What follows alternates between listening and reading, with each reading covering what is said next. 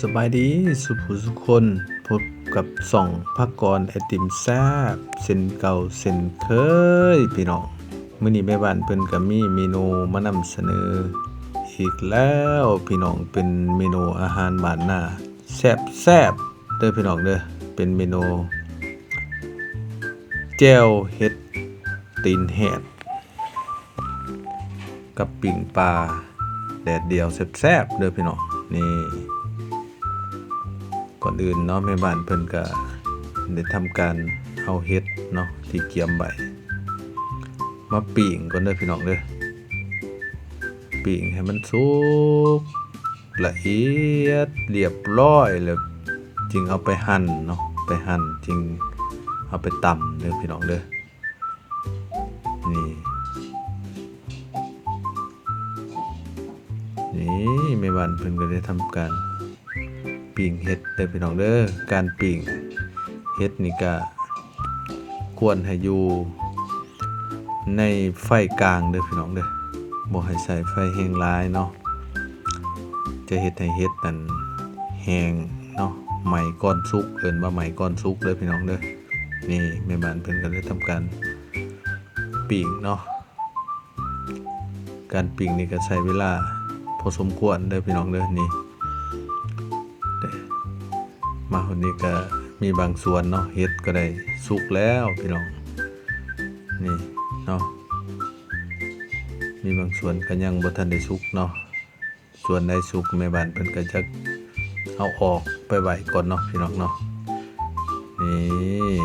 หลังจากนั้นแม่บ้านเพิ่นก็สิจีบักเพชรเด้อพี่น้องค้างเอามาค้างไฟเนาะเอาบักเพชรแห้งมาค้างไฟให้มันกรอบเวลาเฮาไปตำมันสิละเอียดเนาะละเอียดดีเนาะนี่เพิ่นก็สิค้างหอมไปนำเด้อพี่น้องเด้อตำแจ่วเห็ดนี่เพิ่นจะใส่ผักหอมก็ต้องสุกคือกันเด้อพี่น้องเด้อบ่ได้ใส่ริบๆโลดเนาะอันนี้ต้นหอมพี่น้องนี่เพิ่นสิเอามาค้างใส่ไฟมันแห้งเนาะให้มันหยุบเนาะหรือว่าเหี่ยวเนาะแห้งสุกคั่นได้พี่น้องเนาะหลังจากนั้นเพิ่นสิไปหั่นแล้วก็ไปตำใส่กับแจ่วเห็ดเด้อพี่น้องนี่ที่ว่าขั้นตอนการเกียมเห็ดเนาะปิ่งเห็ดผักหอมหมักเผ็ดเรียบร้อยเนาะเพิ่นก็ไปหั่นเห็ดและผักหอมเนาะเป็นชิ้นน้อยๆเด้อเพื่อจะมาทำการตำนั่นเองพี่น้องหลังจากเกียมเห็ดแล้วเพิ่นก็สิมาทำการปิ้งศีลปลาเด้อพี่น้องเด้อศีลปลานี่เป็นศีลปลาแดดเดียวเด้อพี่น้องเพิ่นตากแดดเดียวแล้วเพิ่นเอามาปิ้งเด้อพี่น้องกินกับแจ่วเห็ดนี่หับห้องพี่น้องแซ่บอีหลีพี่น้องนี่เนาะหลังจากนั้นแม่บ้านเพิ่นก็สิมาทำการปรุงแจ่วเห็ดเด้อพี่น้องเด้อแต่ว่าการปรุงนี่เพิ่นก็สิตำหมักเผ็ดก่อนพี่น้องตำหมักเผ็ดที่เพิ่นเอาไปค้างใส่ไฟเนาะให้มันแห้งแล้วเพิ่นก็มาตำให้มันละเอียดเป็นหมักเผ็ดผงพี่น้องนี่หลังจากนั้นเพิ่นก็ใส่เครื่องปรุงเด้อพี่น้องเด้อการปรุงนี่ก็ยังบ่มีสูตรตายตัวเด้อพี่น้องเด้อปรุงตามความดึงเคยเนาะแต่ละภาคแต่ละท้องถิ่นอาจจะแตกต่างกันบางเล็กน้อยพี่น้องอาจจะบ่แตกต่างกันหลายดอกนี่หลังจากนั้นเพิ่นก็เอาเห็ดที่เพิ่นเกียมไว้เนาะเพิ่นหั่นเนาะเป็นหั่นเป็นชิ้นน้อยๆและผักหอมที่เพิ่นหั่นเอาลงแล้วก็ตำให้ละเอียดเลยพี่น้องตำให้มันโคเรเข้ากันนะพี่น้องบ่แม่นละเอียดดอกเนาะการตำนี่ก็สิบ่ให้ละเอียดปานใดเด้อพี่น้องบ่ให้มุนหลายเนาะหลังจากนั้นก็ปรุงตามธรรมดาเด้อพี่น้องเด้อมีหมักเผ็ดผงนัวเกลือปลาแดกเนาะปลาแดกนี่ขาดบ่ได้เด้อพี่น้องอาหารบ้านนานี่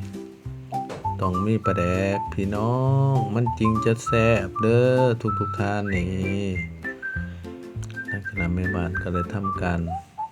ตำไปเนาะแล้วก็เผาปิ่งปลาไปน้ำพี่น้องนี่ถือว่าเฮ็ดเคียงคู่กันเนาะพี่น้องตำเฮ็ดแล้วพอดีปิ่งปลาก็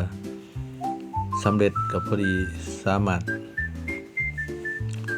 เสิร์ฟไปเลยพี่น้องนี่แม่บ้านก็ได้ทำการตำเพื่อให้มันคุเรเข้ากันเนาะพี่น้องเนาะนี่ผมมีอย่างอย่างเลยพี่น้องเด้อเฮ็ดแจ่วเฮ็ดนี่ก็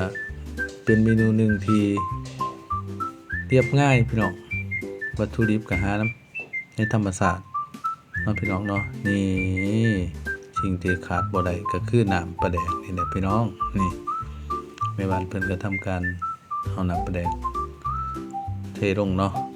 นี่น้ำปลาแดกก็เป็นน้ำปลาแดกที่เป็นปรุงเลยเด้อพี่น้องขัวหรือว่าต้มสุกแล้วพี่น้องนี่หลังจากนั้นเพิ่นก็ตำคุเรเนาะก็สิประมาณนี้พี่น้องแล้วก็ซิมเบิ่งรสชาติก็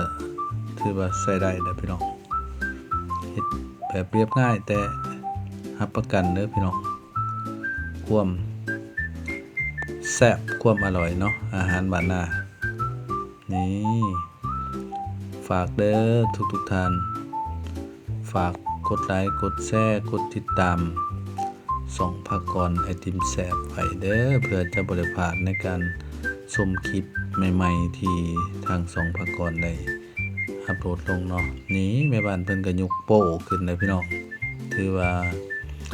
การปรุงแต่งแจ่วเฮ็ดมาวันนี้ก็สำเร็จเด้อพี่น้องเด้อนี่เนาะพี่น้องเนาะอาจจะบ่มีหยังยากเด้อพี่น้องเฮ็ดแบบง่ายๆแต่อร่อยเนาะพี่น้องเนาะปลอดสารพิษเนาะนี่ธรรมชาติล้วนๆพี่น้องนี่ทั้งจากแม่บ้านเพิ่นก็ตักใส่ถ้วยเนาะพี่น้องเนาะตักใส่ถ้วยรอสาศีลปลาสุกก็สามารถเสิร์ฟได้เด้อพี่น้องเด้อนี่ขอบใจเด้อทุกท่านที่เขามาเบิ่งมาส้มเนาะขอทุกท่านมีแต่ความสุขความเจริญเด้อทุกท่านมาอร่อยน้ำกันเด้อทุกท่านนี่แม่บ้านเพิ่นก็ปิ้งปลาสุกแล้วพี่น้องนี่แม่บ้านเพิ่นก็สิทำการเอาศีลปลาที่เพิ่นปิ้งเนาะออกใส่จานพร้อมเสิร์ฟคู่กับแจ่วเฮ็ดเด้อพี่น้องเด้อแซ่บน้ำกันมื้อนี้พี่น้องนี่หน้าตาก็ประมาณนี้เด้อทุกท่านนี่เรียบร้อยพี่น้องเป็นจังได๋หน้าตาเป็นตารับประทานอยู่บ่พี่น้อง